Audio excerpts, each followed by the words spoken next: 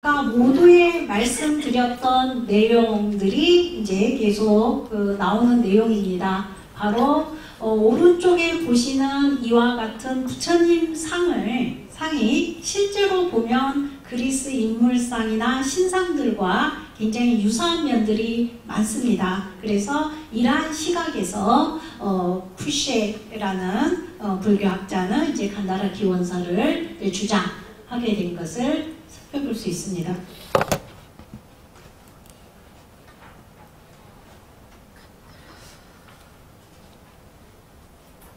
그래서 이제 이분의 주장의 근거를 보면 이분이 사셨던 환경에서 익숙했던 그러한 그 식견을 가지고 간다라 부처님 상을 봤더니 여기는 이제 나신으로 표현되었습니다만 그 그리스인들이 걸쳤던 이런 그 직사각형의 옷을 몸에 휘감았던 이런 골이 깊은 주름이라든가 또 머리카락이 우리 부처님 머리카락은 작은 소라가 이렇게 머리에 붙은 모습이잖아요. 그런데 이렇게 컬이 이렇게 있는 웨이브진 머리카락 또 이 이목구비가 뚜렷한 이런 서양인의 얼굴 뭐 이런 점으로 봐서 이건 그 간다라에서 만들어진 부처님 상은 내용은 불교를 담고 있지만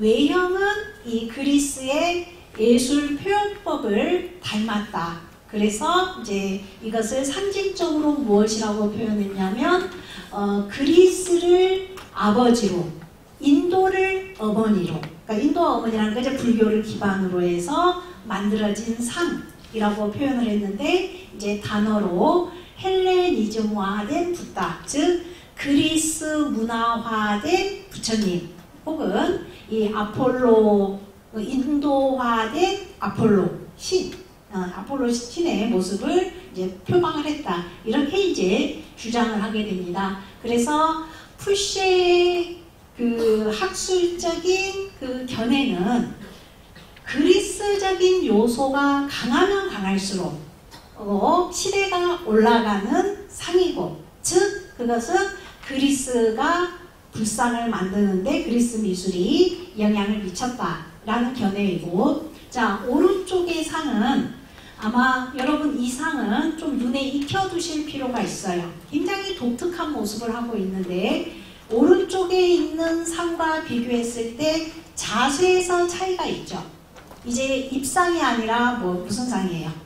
좌상. 그래서 우리가 이제 지금은 생활 양식이 많이 바뀌어서 입식으로 많이 살고 있지만 우리는 기본적으로 바닥에 앉잖아요.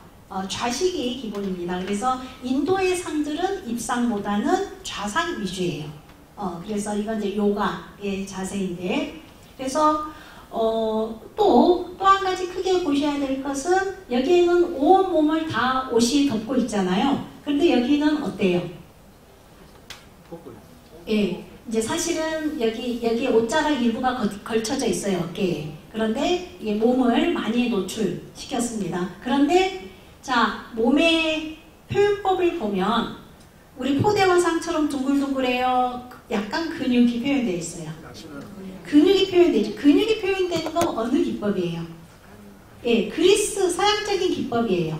그러니까 몸은 노출시킨 것은 인도적인 표현법인데 그 노출된 몸에 근육을 표현한 것은 그리스적인 표현법이죠. 예, 그런데 그리고 또 입상일 경우에는 맨발이 표현되기도 합니다만 발바닥은 표현되지 않죠. 근데 좌상일 때는 가부장을 틀었기 때문에 발바닥이 노출이 되고 이런 인도적인 요소들이에요. 그래서 이게 바로 간다라에서 만들어졌는데 그 지역이 바로 스와트라는 지역이에요. 아까 북쪽. 그래서 푸시는 헬레니즘적인 그리스적인 시기가 올라간다라고 했고 인도적인 요소를 띄면 뛸수록 시기가 내려온다라고 이런 주장을 펼쳤습니다. 근데 이제 결론은 이따 마지막에 보도록 하겠습니다. 그래서 푸시는 자기의 설을 주장하면서 기원전 1세기 초에 불상을 조성하기 시작해서 기원 후 1세기경에 이제 꽃피기 시작했고 기원 후 2, 3세기가 되면 쇠퇴기에 접어들게 되고, 그 다음에 이제 기원 후 4, 5세기가 되면 이제 간략히 명맥을 유지한다라고 했어요. 그런데 현재 우리가 유물을 통해서 보면 간다라 미술이 꽃핀 시기는 기원 후 2세기에서 3세기예요. 쇠퇴기로 쳤던. 그리고 이제 우리가 다음 주 추석 쉬고 그 다음 주에 살펴볼 대승불교 미술이 본격적으로 간다라 지역에서 꽃핀 시기는 3세기에서 4세기까지예요. 그래서 이제 이 푸시의 견해는 이제 지금은 이제 박물관으로 들어가 있는 이제 그러한 상황입니다.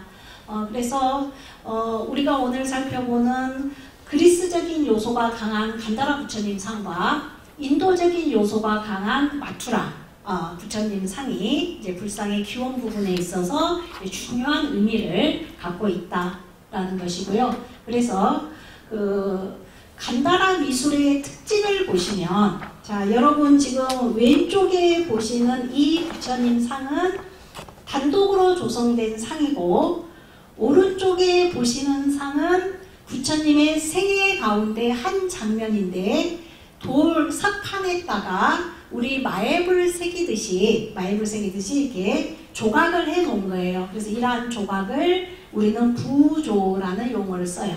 그러니까 이렇게 이제 새겨놓은 건데, 이 새겨놓은 모습이 크게 도드라지면 고부조, 그 다음에 선으로만 간신히 표현했으면 선각, 그 다음에 이제 돌로 이렇게 새기긴 했으나 이렇게 낮게 새겨놨으면 낮을 젖자서 저부조라는, 그래서 마의 기법으로 새긴 것은 기본적으로 부조 기법이라는 거예요. 그래서 부처님의 생애 가운데 한 장면입니다.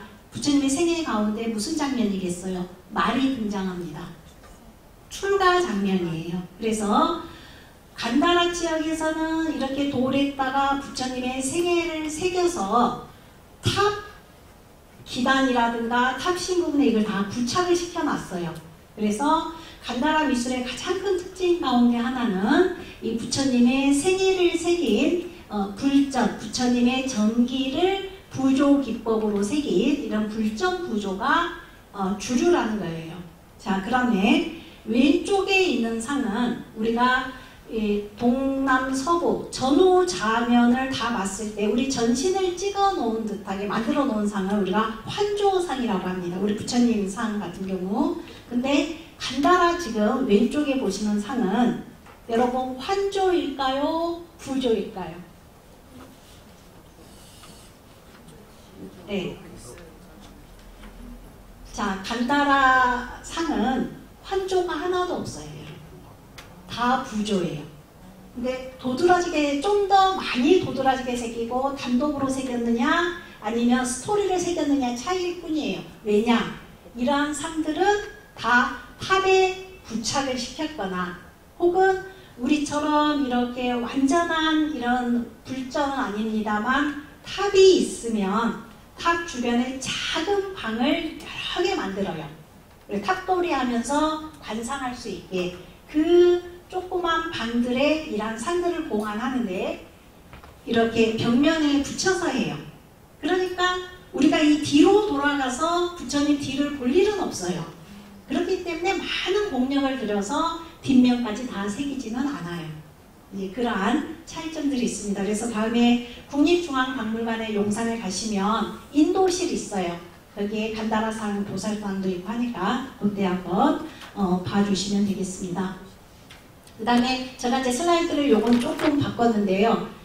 우리 자료집에 있는 것도 보시고 조금 더 이제 자세히 보시기 위해서 새로운 부처님 그 상호를 넣었습니다.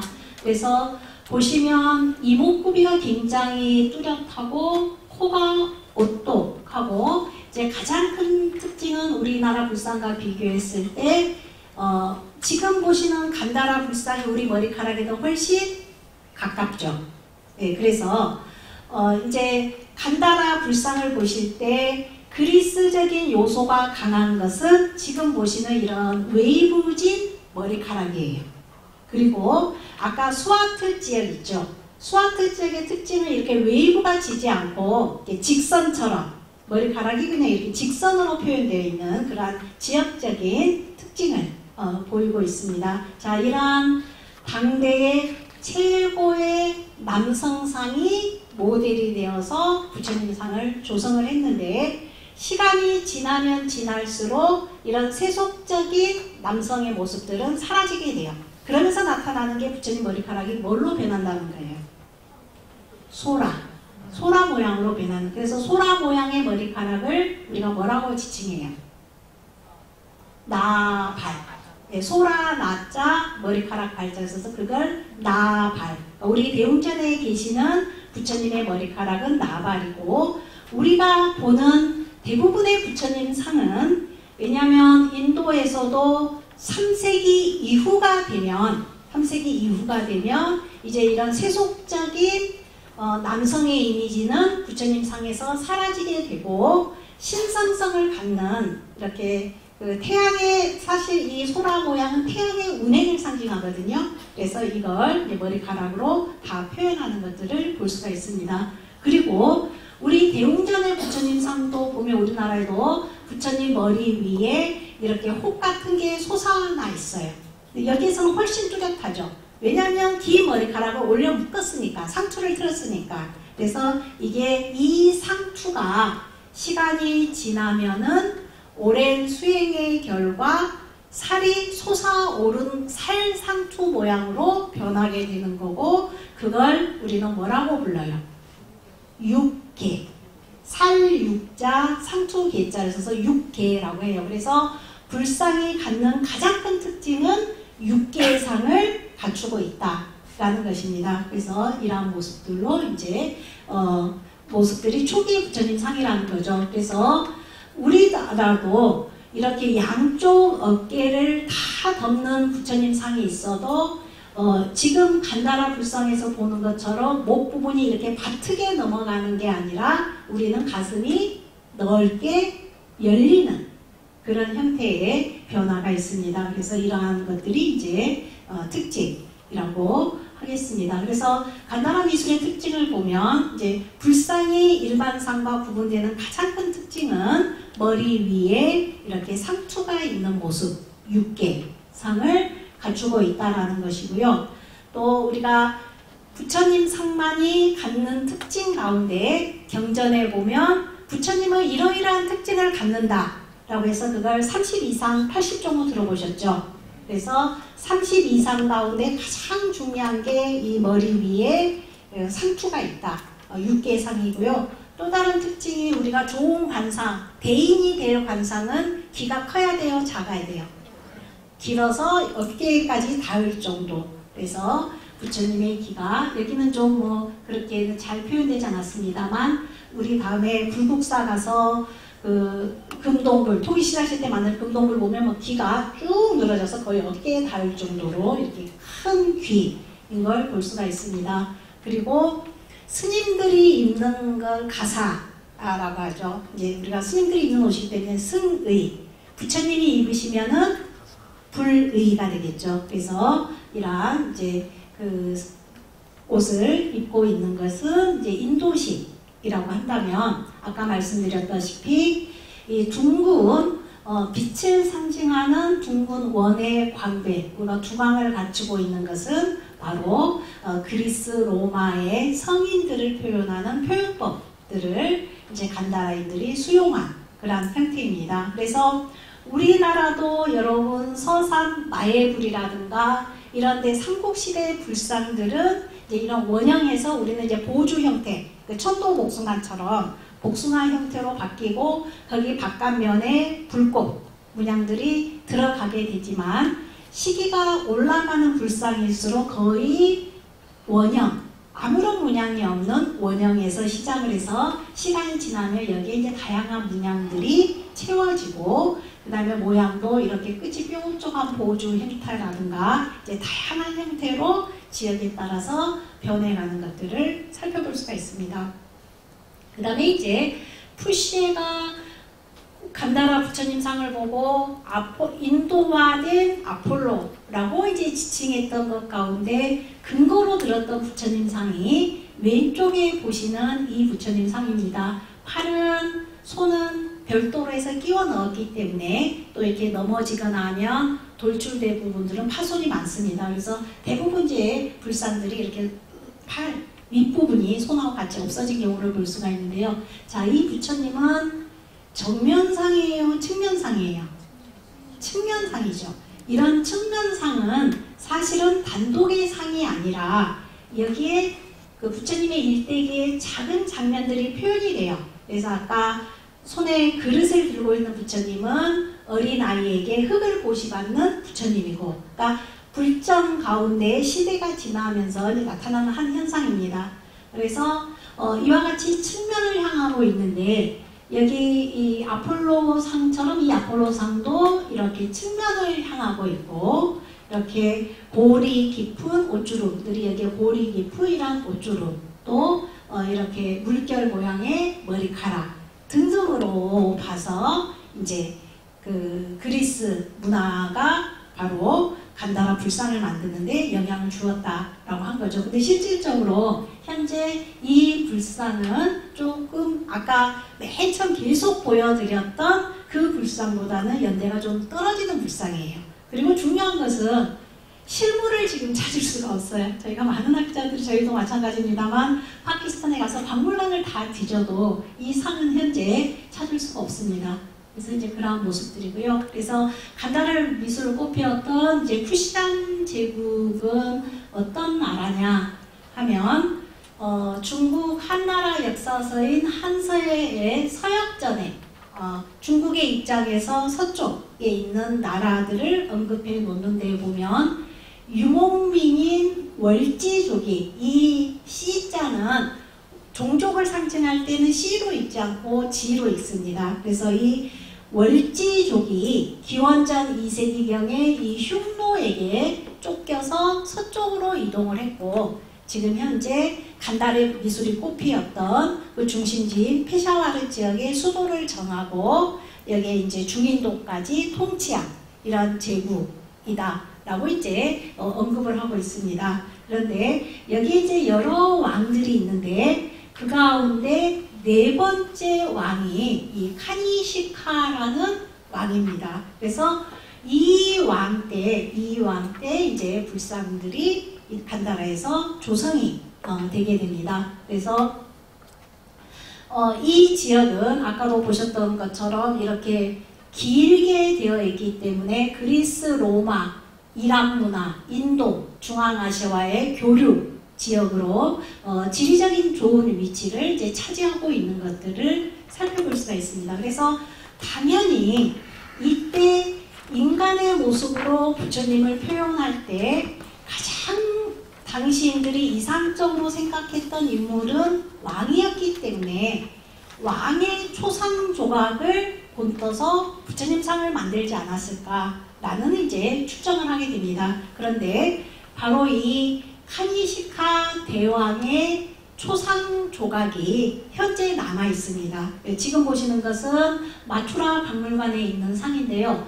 근데 중요한 건 이 상어 부분인데 아쉽게도 얼굴 부분들은 남아있지 않은데 이제 유목민 복장을 했습니다. 장화를 신고 외투를 입고 긴 검을 들고, 이 유목민들의 특징은 허리에 용맹함을 상징하는 이 짧은 단검을 항상 허리에 차고 있는 게 이 유목민들의 특징이에요.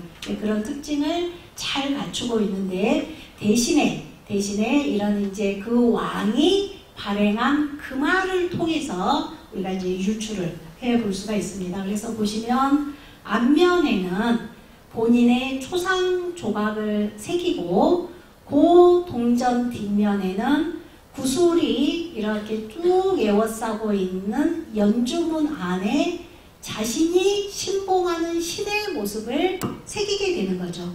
그래서 이런 금화들은 여러분 지름이 1cm 정도뿐이 안 되는 작은 형태예요. 그래서 이런 금화를 발행했던 전통은 바로 그리스 로마 황제의 특징이에요. 그리스 문화, 로마 문화의 특징입니다. 이러한 것들이 이제 여기 간다라 지역에도 파급이 되었던 거고, 그리고 이렇게 동전을 발행함으로 인해서 앞면에는 왕, 뒷면에는 신. 그러면 여러분 상징하는 게 뭐겠어요? 왕은 바로 신이다 라는 거죠. 그래서 그걸 우리가 이제 왕권 신수설이라고 하죠. 왕의 권한은 신으로부터 부여받았다라는 것입니다. 그러면 그 뒷면에 새겨지는 신은 내가 신봉하는 신이겠죠.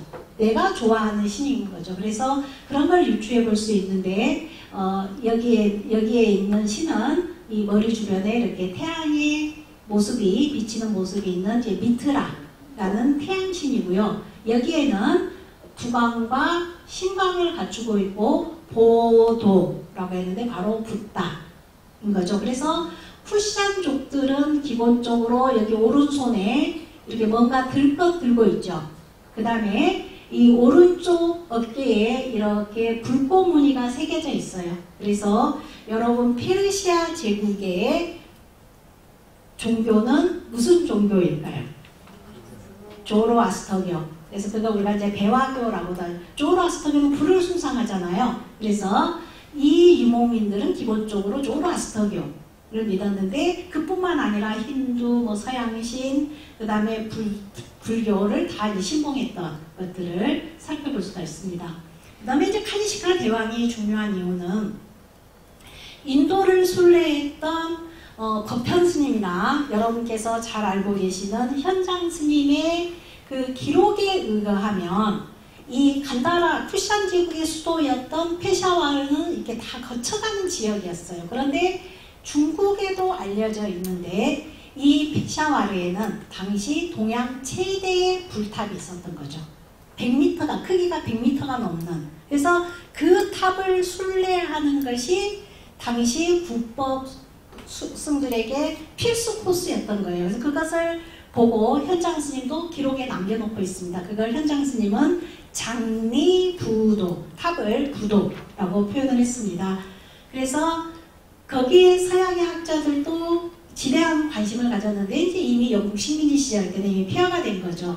그런데 지금도 저희가 이제 가봤습니다만 공동묘지 안에 그 터가 남아 있어요. 이제 발굴된 이후에는 이제 뭐 거의 뭐 이곳이다 라는 것만 이제 펼칠 적도 없고 이제 아는 사람들을 통해서 이제 간신히 볼 수밖에 없습니다. 발굴을 했는데 거기에서 이건 부처님의 사리를 담았던 사리기예요.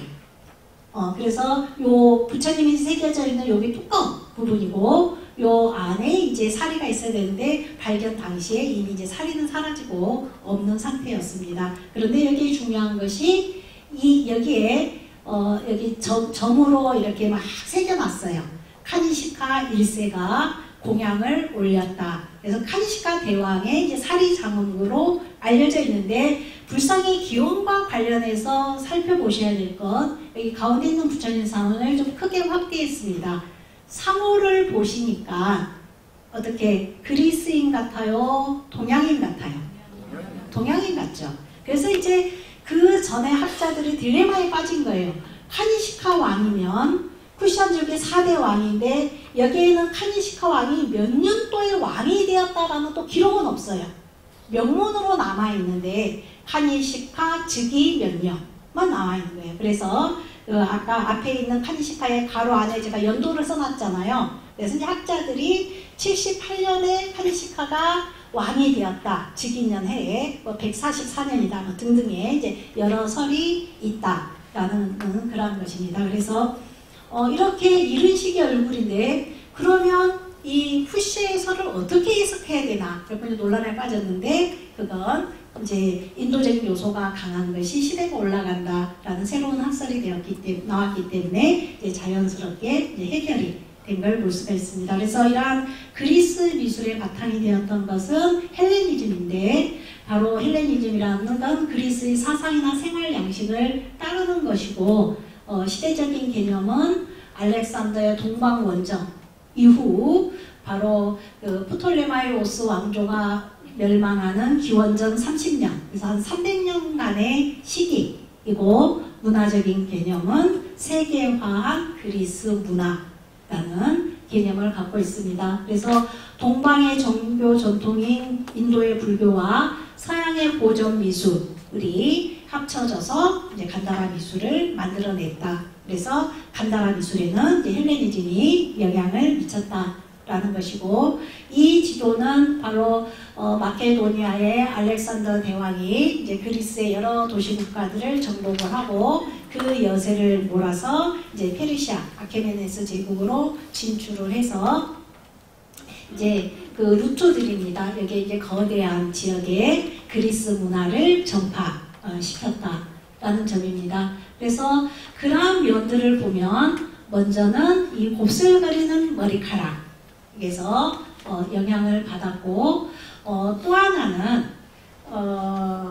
이제 우리나라 불상에서는 잘 나타나지 않는 특징입니다만, 여기 보시면 간다라에서 만든 부처님 상인데 이 옷 안에 오른팔을 이렇게 넣고 있는 이런 상. 그래서 이제 저희는 우스갯소리로 부처님이 기부스를 했네. 그래서 기부스한 부처님이라고 이제 저희가 이제 명명은 합니다만, 이러한 전통은 여러분이 잘 아시는 클레오파트라의 남편의 조각상이라든가, 그 다음에 이란 지역에 꼽혔던 이런 문화 속에 사람이 죽으면 무덤을 만들잖아요. 그래서 이렇게 석관으로 된 안에 시신을 묻고 석관의 이런 표면이라든가 여기에 이제 그 죽은 자의 초상 조각을 만드는데 여기에도 이제 이런 표현 기법, 그래서 이러한 표현 기법들을 이제 불교에서 수용한 그런 면들을 살펴볼 수가 있습니다. 그 다음에 이제 또 하나는 우리 저기 미륵전에 야외에 있는 그 야외 조형물 가운데 좌우 맨 입구 끝에 누가 계셔요? 이렇게 하고 있는 분이 누구예요? 금강역사이죠. 금강석처럼 단단한 힘을 갖고 있는 흰색 장사를 우리는 금강역사라고 하는데, 옛날 기록들에는 금강역사라는 용어보다는 인왕이라는 용어를 많이 썼습니다. 근데 지금은 대부분 이제 금강역사 용어를 쓰는데, 금강역사의 여러분 모델을 한 축이 어디냐면 여러분 헤라클레스 상이에요. 네, 그래서 이 헤라클레스, 여기 이제 그리스 로마 조각상의 기본적인 특징이죠. 근육질의 상체, 나신으로 표현하는 거, 곱슬거리는 수염, 머리카락. 그래서 네메아 산에 사자를 죽인 헤라클레스가 그 사자 껍질을 벗기고 왼손에는 그 사자를 죽인 몽둥이를 하고 돌에 사자 껍질을 걸쳐놓고 이제 너무 힘들어서 잠시 쉬고 있는 나이든 헤라클레스의 모습입니다.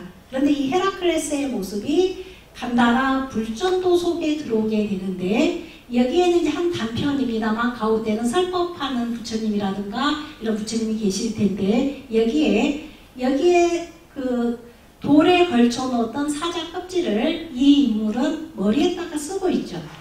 머리에다가 이제 사자환을 하고 있는 모습을 볼 수가 있습니다. 그래서 이것보다는 훨씬 잘 나타나는 게, 현재는 사라지고 없습니다만 진흙으로 만들어서 탑 표면에 부착해 놨던 부처님의 설법 장면입니다. 아프가니스탄 절터에 있었는데 이건 그때 사진 찍어 놨던 거고, 지금은 전쟁으로 인해서 파손되고 없는 모습입니다. 자, 부처님의 오른쪽에 있는 이분입니다. 자, 여러분 이분을 누구로 보시겠어요? 여러분의 지금 현재의 그냥 관점으로 보시면 네, 헤라클레스 모습이죠. 보시면 곱슬거리는 머리카락, 이 뚜렷한 서양인의 얼굴, 수염, 상체는 나신, 하체만 짧은 치마, 오른 무릎 위에 이 몸뚱이 있죠. 그래서 여러분 이 몸뚱이가 여러분이 알고 있는 이런 식의 금강저예요. 우리의 금강저는 이렇게 갈고리 모양으로 되어 있잖아요. 상하 갈고리 모양, 가운데 손잡이 되어 있는데, 이런 식의 금강저는 이게 몽둥이 형태로 되어 있습니다. 그래서 아까 네메아 산에 사자를 죽였던 울퉁불퉁한 헤라클레스의 몽둥이가 여기에는 이렇게 거의 아령처럼 변해 있고, 여기에 왼쪽 어깨에 보면 사자 머리가 놓여 있습니다. 이 모습이 바로 헬레니즘의 영향으로 금강 역사를, 부처님을 수호하는 금강 역사를 표현을 했는데, 그 특징을 어디서 갖고 왔느냐? 헤라클레스 신상에서 갖고 왔어요. 그러면 여러분, 자, 우리나라의 신들은, 불교 호법 신들은 많습니다. 그 가운데 우리가 이제 현재 상으로 석굴암 상을 보면 석굴암 전실에 자, 법화경에 나오는 8명의 신이 한 세트인 이 신을 뭐라고 불러요? 8명의 신, 천, 용, 야차, 아수라, 김나라 등등. 이걸 팔부신중. 그래서 팔부중이라고 부릅니다. 낮은 단계의 신이죠. 팔부중보다 좀 더 높은 신격을 가진 신이 석굴암에 보면 좌우에 금강역사 있죠. 금강역사는 팔부중보다 좀 높은 신이에요. 그 다음에 팔부중보다 높은 신은 금강역사고 금강역사보다 높은 신은 자, 네 분이 한 세트, 우리 진여문에 있는 신들. 사천왕이죠. 사천왕이 있고, 자, 사천왕을 심부름꾼으로 둔 왕은 누가 되겠어요? 제석천. 그래서 이러한 신들도 이 신격이 있어요. 네, 그래서 그러면 여러분 부처님을 호위하는 분을 예를 들면 제석천이 호위하는 게 더 타당하잖아요. 더 신격이 높으니까. 근데 간다라이들은 그렇지 않고 부처님의 보디가드로 금강역사를 수용한 거예요. 그런데 그러면 금강역사가 좀 강한 힘을 가졌으면 좋겠다 싶어서 여기에 그리스인들이 힘의 상징으로 여겼던 헤라클레스 모습을 입혀버린 거예요. 그러니까 낮은 단계의 그 호법신인 금강역사의 컴플렉스를 보충하기 위해서 헤라클레스 모습에서 그 모습을 차용하게 되는 것이 이제 간다라 미술의 특징이고 헬레니즘적인 요소라고 하겠습니다. 그 다음에 또 하나는 여러분 그 술의 신 바카스 디오니소스입니다. 그래서 알렉산더 대왕이 결국은 젊은 나이에 죽게 되는 그런 것 가운데 하나가 지나치게 술을 많이 먹은, 그래서 술을 먹고 광신적인 축제를 벌이죠. 그래서 그러한 요소들입니다. 굉장히 아름다운 여성 모습을 취한 주신 디오니소스의 상인데요. 그러한 모습들이 이제 간다라에도 이렇게 디오니소스 축제 장면들이 이제 표현이 되기도 하고요. 그 다음에 우리나라에서는 볼 수 없는 굉장히 특이한 장면들로 탑 표면을 장엄하는 조각인데요. 이렇게 옆에는 포도나무 이파리가 표현되어 있고 포도나무가 있고, 그래서 포도나무가 있다는 것은 이건 술의 축제가 벌어지고 있구나 라는 암시이고요. 아니나 다를까 나신의 술 취한 남성이 지금 술이 취해 있고 그 좌우에서 남성과 여성이 부축하고 있고, 그 오른쪽 끝에는 술 마시고 노래하는 그런 장면들이 묘사되어 있죠. 향연을 베푸는 장면입니다. 그래서 인도인들이 생각하기에 지상의 낙원은 이렇게 맛있는 술을 마시고 즐겁게 지인들하고 지내는 장면. 그런데 이러한 표현법이나 주제는 바로 그리스적인 요소들이 이제 수용이 된 이러한 면들입니다. 그래서 실제로 간다라 미술 속에 이런 헬레니즘적인 요소들이 많이 녹아있는 것은 이제 사실이라고 할 수가 있겠습니다. 그래서 그러한 관점은 확실히 있으나, 그러나 불상의 탄생에 간다라가 우선되었다라는 그러한 설은 지금은 수정되고 있습니다만, 이제 푸시는 이러한 관점에서 간다라에서 먼저 불상이 만들어졌다라고 주장을 하게 되었습니다. 이에 반해서 스리랑카에서 태어났던 쿠마라수 와비는 그렇지 않다. 인도에서 불상이 만들어지기 시작했다라고 이제 불상의 인도 기원설을 이제 주장하게 되는 것들을 살펴볼 수가 있습니다. 그래서 이 마투라, 불상을 만들었던 이 마투라 지역에는 기원후 1세기 이전부터 이러한 기원전 3세기 마우리아 시대 때부터 보면은 이 지역에서 여신, 남신을 만들던 전통들이 이미 있었다라는 거고, 그러한 주제만 바뀌었을 뿐이지 이런 상을 만들 수 있는 기술들은 이미 인도인들이 갖고 있었다. 거기에서 이제 기반해서 인도 미술 마투라 지역에서 나온 가장 이른 시기의 부처님 상이 지금 보시는 이 부처님 상입니다. 그래서 이 부처님 상은 쭉 눈에 익혀두세요. 인도 미술사 모든 책에 나오는 부처님 상입니다. 그래서 여기에서 보시면 결 가부좌를 하고 있고 머리에도 두강이 있고 몸 전체에 이제 광대가 있다고 보시면 되겠고 옷자락은 오른쪽 어깨를 노출시키고 몸의 윤곽, 배꼽까지 다 느껴질 수 있도록 얇은 옷자락으로 신체를 가리고 있다라는 점입니다. 여기에서도 환조의 이런 상은 아니고 이제 돌 비석처럼 돌에다가 이렇게 부조 기법으로 새겨놓은 상이라고 하겠습니다. 그래서 인도의 독자적인 불상 조성 전통이 간다라와 거의 동시에 인도 본토인 마투라에서 태동이 되었다라고 하는 게 이제 인도 기원상입니다. 그래서 보시면 우리의 산신에 해당되는 신이 아까도 말씀드렸다시피 남자신은 약시, 여성신은 남자신은 약샤,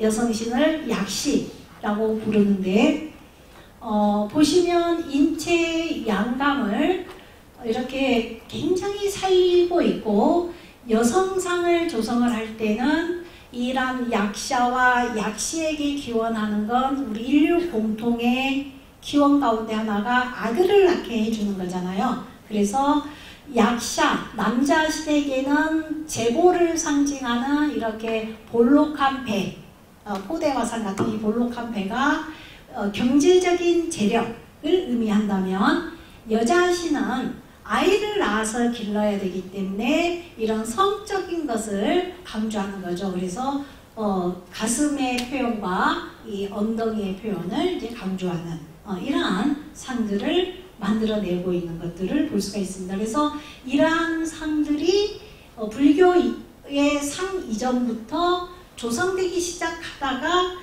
우리가 우리의 전통적인 산신을 수용하듯이 불교에서도 이 고유의 두 신을 수호신으로 수용을 하게 됩니다. 그러한 전통들이 이제 남아있는데 예를 들면 산치대탑, 부처님의 사리를 봉안한 산치대탑에 갔더니 탑문에 이렇게 나뭇가지를 잡고 있는 이런 굉장히 우리의 관점으로는 이해할 수 없는 여신상이 있는 거예요. 그래서 이거 어떻게 이해할 것인가. 그래서 보시면 풍요로운 가슴과 허리에 이렇게 장신구만 걸쳤지 여성의 성기까지 노출하고 있는 거죠. 그래서 지금의 우리의 시각으로 보면 굉장히 외설적이잖아요. 그러나 이건 인간에게 가장 중요한 생상, 능력을 상징하는 거죠. 그래서 이런 인도의 고유적인 전통들이 인도의 불교에 그대로 수용된 경우이고 이 모습은 망고나무에 사람들이 망고나무를 이렇게 자극을 하면 망고나무 꽃이 많이 피고 많은 꽃은 많은 열매를 상징하고 이 많은 열매는 인간들이 희망하는 욕구를 상징합니다. 아들도 되고 재물도 되고 이제 그러한 것들. 그래서 이렇게 한쪽 가지로는 망고나무를 잡고 있고 한쪽 팔은 망고나무에 걸치고 이 다리도 망고나무를 이렇게 걸치고 있는. 그래서 이 여신상, 약시의 상은 종류가 굉장히 많아요. 그 가운데 특별히 이 수신으로서의 약시를 샤라 반지카라고 부르는 거죠. 그래서 이러한 상들을 이제 만들던 전통들이 존재했다라는 거죠. 그 다음에 이제 마투라 불상에서 중요한 것은 이렇게 인체의 영양감, 그러니까 그 볼륨감들을 굉장히 강조하고 있는데 여기에 부처님께서 앉아 계시는 요 대자 부분에 명문이 남아있는 거예요. 기록이. 근데 그 기록에 이 상을 조성하고 붓다라고 표기하지 않고 보디사트바라고 표기한 거예요. 보디사트바는 무엇이에요? 보살이죠. 그래서 아니 인간의 형상으로 부처님 상을 조성해 놓고 왜 보살이라고 했을까? 그래서 이제 여기에 대해서 이제 서울대 우리나라의 간다라 미술의 최고의 저명한 교수님은 이제 이주영 교수님인데, 이주영 교수님께서 미국에서 박사학위를 받고 와서 처음에 그래서 이 상은 불상이 아니라 보살상이다 라는 이제 논문을 발표했습니다. 그런데 그 이유는 지금 현재 학계의 일반적인 설은 인간의 모습으로 부처님 상은 한 500년 동안 만들지 않았잖아요. 그래서 이제 종교적인 의미에서 수행해서 인간의 형상을 한 부처님 상이 교리적으로 필요하게 된 대승불교 시대에 들어서게 되었습니다. 그때 기존의 전통, 그래서 우리가 깨달음을 얻기 이전에 부처님을 지칭할 때는 뭐라고 불러요? 불교에서는 깨달음을 얻기 이전에 부처님을 붓다라고 해요? 보디사트바라고 해요? 네, 보디사트바, 보살이라고 부르죠. 그리고 부처님이 성도를 하는 그때에서야 열애라고 부르게 되는 거죠. 그래서 그런 오래된 전통 하에서 인간의 형상으로 부처님을 조성했지만 그러한 부처님을 인간으로 표현하는 것을 주저했던 그 전통에서 보디사트바라는 용어를 썼다라는 것으로 이제 현재는 어느 정도 정리가 되어 있습니다. 그래서 보살이라는 명칭을 쓴 것은 부처님을 표현하지 않는 전통에 기반했다라는 것이고, 그 다음에 이제 아마 그 불교대학을 통해서 부처님의 수인에 대해서 어느 정도 배우셨습니다. 자, 부처님 대통령이 선사하는 듯하게 손가락을 구부리지 않고 이렇게 편 것을 무슨 수인이라고 해요? 시무예인. 그러니까 모든 두려움, 무예를 없애주는 시무예인이고, 그 다음에 이제 우리가 대웅전 부처님처럼 여기 손가락을 약간 구부려서 부딪히기도 하고 떨치기도 합니다만 이렇게 손가락을 약간 구부리는 형태들을 우리가 뭐라고 불러요? 그냥 총칭은 설법인이에요. 설법인. 그래서 이제 아미타 열애가 하면 구품인 가운데 뭐 중품, 하품, 상품 뭐 이렇게 부르기도 합니다만 이제 그래서 이런 시기의 모든 부처님은 시무예인을 짓고 있는 게 특징이에요, 여러분.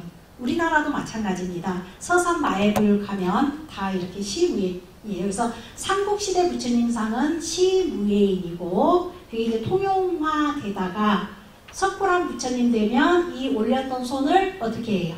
오른손을 석굴암 아래로 내리죠. 이거 무슨 수인이라고 해요? 항마 촉지. 그래서 우리나라의 항마 촉지에 나타나는 것은 8세기예요. 그러니까 시기가 늦어요.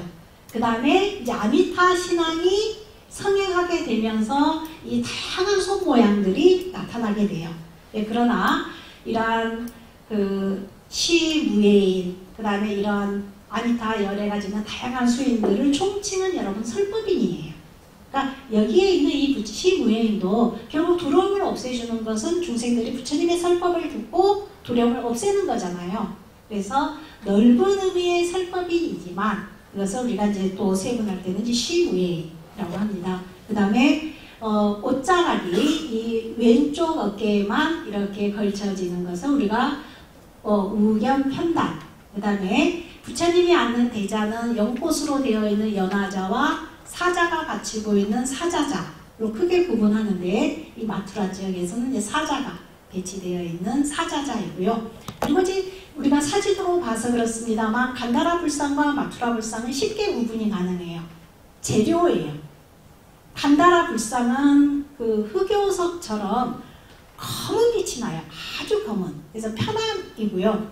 그 다음에 이 마투라 불상은 붉은 게 사암이에요. 그래서 색깔만 보고도 쉽게 구분이, 실물을 보시면 훨씬 더 쉽게 가능합니다. 그래서 이제 인도에서 불상의 중심지는 이제 국타 시대 때까지 한 6세기까지는 마투라하고 부처님의 첫 설법지인 녹야원, 이 녹야원을 우리는 사르나트라고 합니다. 이 두 지역이 불상의 이제 중심 지역 가운데 하나인데요. 바로 이러한 지역들은 보드가야부터 해서 녹야원, 이거나 부처님의 8대 성지들이잖아요. 이 녹야원에 이러한 상이 있어요. 근데 아쉽게도 이 머리 윗부분이 깨지고 오른팔도 이렇게 부서졌습니다만 이 상은 부처님 상이에요.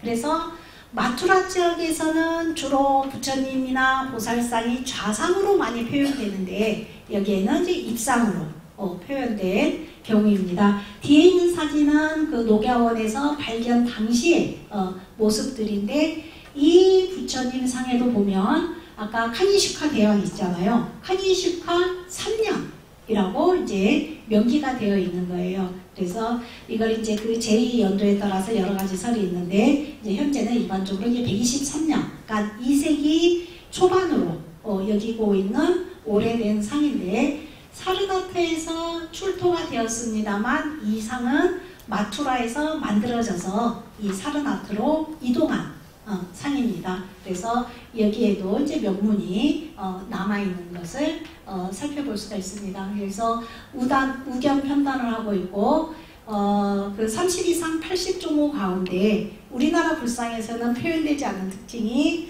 부처님의 성기가 말의 성기처럼 숨겨져 있다라고 하는 음마장상이 32상에 있습니다. 그래서 간다라에서는 아니 마투라에서는 이렇게 음마장상을 초기 불상에 표현하고 있는 굉장히 귀중한 예라고 하겠습니다. 그래서 마투라 불상은 보시다시피 배꼽, 옷을 걸쳤음에도 불구하고 배꼽이 느껴질 만큼 인체의 양각들을 굉장히 강조하고 있는 특징들이 있다라고 할 수가 있겠습니다. 그래서 이제 결론부터 말씀을 드리면 지금 이 부처님 상은 최초의 불교 미술, 이제 다음 주에 살펴보겠습니다만 우리는 가운데 부처님이 계시면 좌우에 제석 범천이 와요, 보살상이 와요.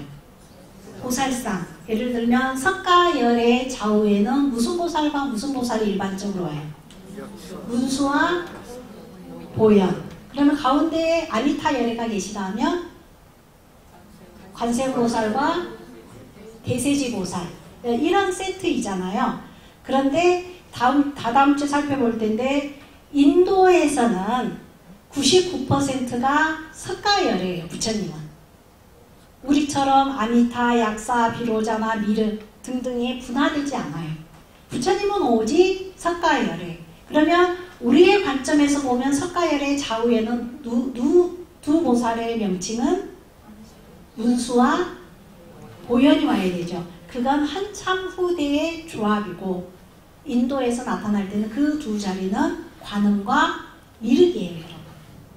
네, 그래서 관음과 미륵이 최초의 대승불교 시대에 접어들면서 나타나는 보살 신앙에 기반한 존상인데요. 그 두 분의 보살이 나타나기 전에 이 두 분이 부처님 좌우를 지켜요. 자, 그래서 보시면 이 장면은 부처님이 성도하신 이후에 두 명의 상인이 지나가다가 부처님이 드실 음식물을 보시하니까 사천왕천에 있던 사천왕이 부랴부랴 부처님이 음식을 드실 바루를 갖다 바치고 그래서 부처님이 음식을 드시고 이제 기력을 회복하고 그러면 내가 깨달은 바를 누구에게 설법할 것인가? 설법의 주체를 고민할 때 그렇지 않고 내가 설법 그냥 이 내 오묘한 진리를 이해할 중생이 없다면 내가 굳이 설법할 필요가 없다. 아니야. 그래도 있을 거야. 그 고민할 때 누가 부처님한테 법을 청해달라고 요청해요? 범천이죠. 그래서 그것을 우리가 범천, 권천이라고 해요. 그런데 여기에서 이제 항상 범천이 오면 맞은편에는 이제 세트가 돼야 되니까 누가 와야 되겠어요? 제석천이 와야 돼요. 그래서 원래 범천은 인도의 그 신분제도가 무엇이에요? 카스트. 카스트에서 제일 계급이 무슨 계급이에요? 브라만. 브라만 계급 제2계급은 크샤트리아. 제3계급은 바이샤. 평민. 제4계급은 수주라. 천민이고 많은 사람은 이 카스트 제도에 들어가지 못하는 불가촉 천민. 그래서 요즘도 왜 국제 뉴스에 보면 아버지가 딸을 죽이고 사위를 죽이고 하잖아요. 신분이 다른 브라만 계급인데 불가촉 천민이랑 결혼해서 이제 그 사위를 죽이고 막 이런 것들이 인도에서 아직도 유지되고 있는 걸 볼 수가 있습니다. 그래서 브라만은 사제 계급이잖아요. 브라마. 그래서 범천을 우리가 브라흐마라고 해요. 그러면 범천은 바로 제1계급인 브라만 계급을 상징하는 수행자 모습이고, 크샤트리아 계급은 왕이나 무사이잖아요. 이걸 상징하는 조상신은 제석천이에요. 그런데 우리는 범천이 유행해요? 제석천이 유행해요?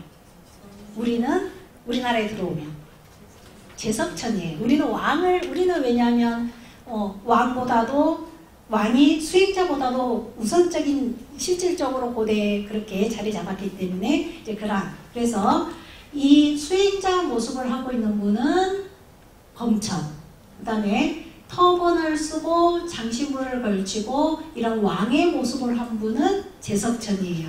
그래서 이제 권천을 해야 되니까 이런 합장한 모습이지만, 범천은 이제 다음 주에 다다가 보여드리겠습니다. 항상 수행자의 상징이 물병을 들어요. 그래서 이와 같은 범천과 제석천이 부처님께 법을 설해달라고 청하는 이 장면이 불교 미술에 나타나는 최초의 삼종 무도예요.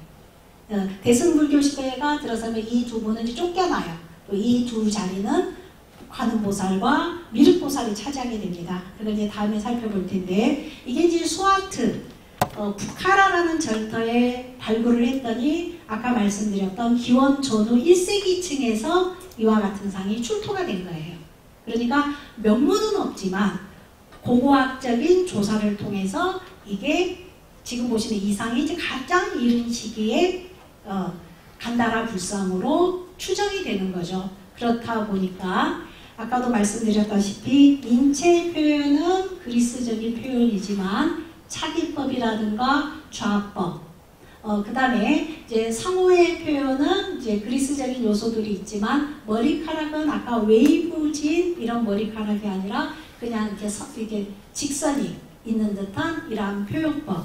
그래서 이것은 마투라의 영향을 받아서 간다라에서 가장 이른 시기에 만든 부처님 상.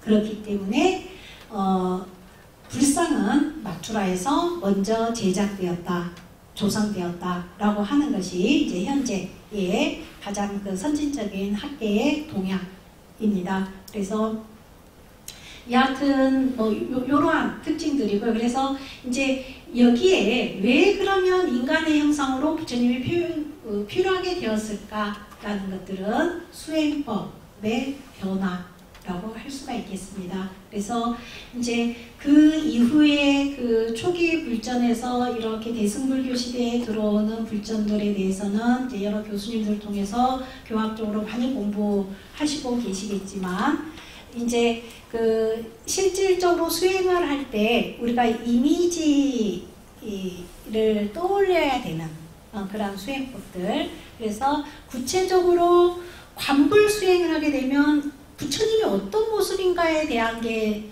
텍스트가 있어야 되잖아요. 그렇기 때문에 이제 구체적으로 이제 인간의 형상을 한 부처님상이 이제 수행법에서 필요하게 되었고, 그러한 요구에 발맞춰서 인간의 형상으로 한 불상이 이제 인도에서 조성되게 되었던 것인데, 그러한 흐름들이 대승불교의 흥기와 거의 흐름을 같이 하고 있다라는 그러한 점입니다. 그래서 이제 그러한 부분의 강의들은 많이 들으셨을 테고, 그 부분은 저보다도 여기 계신 분들께서 이제 많이 알고 계시리라 여겨지게 됩니다. 그래서 이상으로 오늘은 인도에서 불상이 발생한 두 지역의 상들을 중심으로 살펴봤고요. 이제 두 번째 강의에서는 그러면 실질적으로 인간의 형상을 한 부처님 상들이 어떻게 변화되어 가는가에 관한 것 중에 중요한 것이, 이제 불교를 개창한 교주인 석가열애 뿐만 아니라 이제 보살이 본격적으로 등장한다라는 점입니다. 그럴 때 왜 이 보살상은 관음과 미륵이어야 하는가, 이러한 것들을 이제 대승불교의 흥기와 함께, 그러면서는 이제 우리는 석가열애의 일대기가 중요해요, 석가열애의 말씀을 기록한 경전이 우선이에요. 경전 중심으로 바뀌죠. 그게 이제 대승불교에 접어들면서 변화되는 것들이에요. 그게 이제 경전의 내용으로 집약되게 되는 거고, 그래서 우리는 부처님의 일대기는 대웅전에서도 보면 외벽에 팔상도로 표현되고 실제로 부처님 뒤에는 부처님이 설법하는 설법도가 후불탱어로 걸려지게 돼요. 그래서 이러한 설법도들은 부처님 개인의 일대기보다는 부처님 설한 경전 중심으로 변해가는데 그렇게 변해가는 초기의 모습을 다다음 주에는 살펴보도록 하겠습니다. 네. 첫 개강인데 너무 무거운 주제로 시작을 해서 혼란을 드린 건 아닌가 걱정되기도 합니다만 예, 이상으로 오늘 강의를 마치도록 하겠습니다. 네, 감사합니다.